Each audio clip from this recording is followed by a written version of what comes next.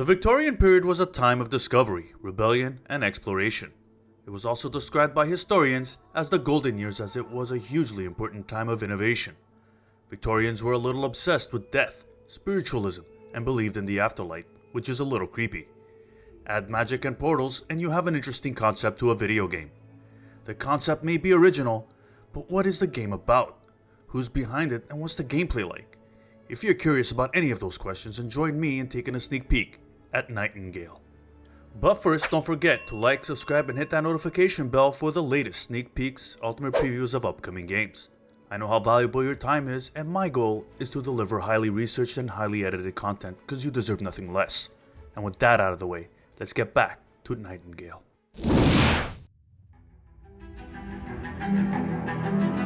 Nightingale is an upcoming shared world crafting survival game developed by a new studio, Inflection Games. This will be Inflection Games' first project, and it's spearheaded and founded by BioWare's ex-general manager, Arian Flynn. The team has over 100 staff members, and some of its veteran developers have worked on series like Mass Effect, Dragon Age, and Star Wars Knights of the Old Republic. We are also privileged to have such extraordinary partners back in the studio, with the proud support of Tencent, as well as collaborating with Improbable's worldwide teams as we leverage its IMS tools. So big bucks behind this project, guys. What's the story about? Nightingale is set just before the turn of the 19th century in an alternate Victorian world where magic has existed for hundreds of years. This magic allowed humanity to build a network of portals, Victorian stargates, to other fantasy realms. Humanity apparently gained access to magic from the Fae, a mysterious mystical being who recently turned up again after a long absence. It's at this point that a network of portals had collapsed, and player characters called Realmwalkers are trapped in these alternate worlds. Lost in the Fae realms, you are stranded, left to survive visiting mythical portals to explore a series of dangerous realms in search of Nightingale, the last haven of humanity. They haven't shown much on the crafting system just yet, but you can construct estates, farms, and communities to live off the land. Inflection also promises that Nightingale will feature a robust construction system. Resources gained on adventures can be poured back into upgrading your character or into base building.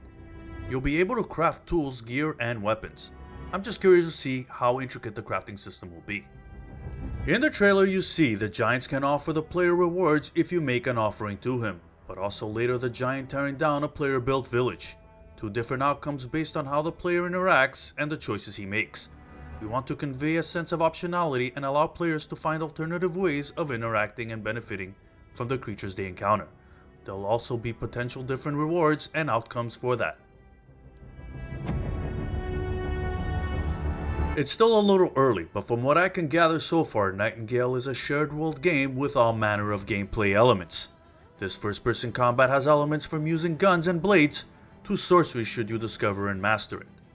Although the main objective is to find a way back to the city of Nightingale, there will also be other things players can do and explore, including quests that you receive from NPCs like helping lost citizens that you encounter across different realms, unlocking portals and new realms over time, and acquiring new skills. The trailer does give us a hint of base building and base wave defense gameplay against crazy looking NPCs.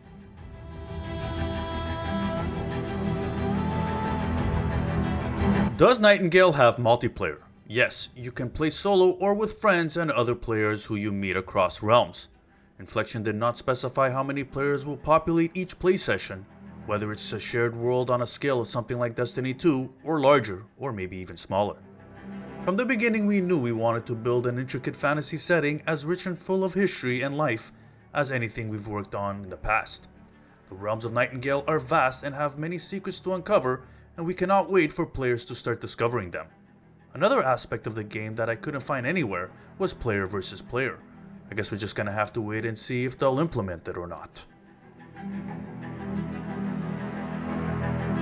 Nightingale is set to launch on PC.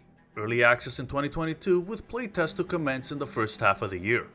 And if you want to give the game a go, I'll link it in the description below. What do you think about Nightingale? Does the Victorian/magic concept pique your interest? Comment down below. And don't forget to like, subscribe, and hit that notification bell, and check out my last video, Black Myth Wukong. And as always guys, thank you for stopping by my channel. I'm Az, and thanks for watching.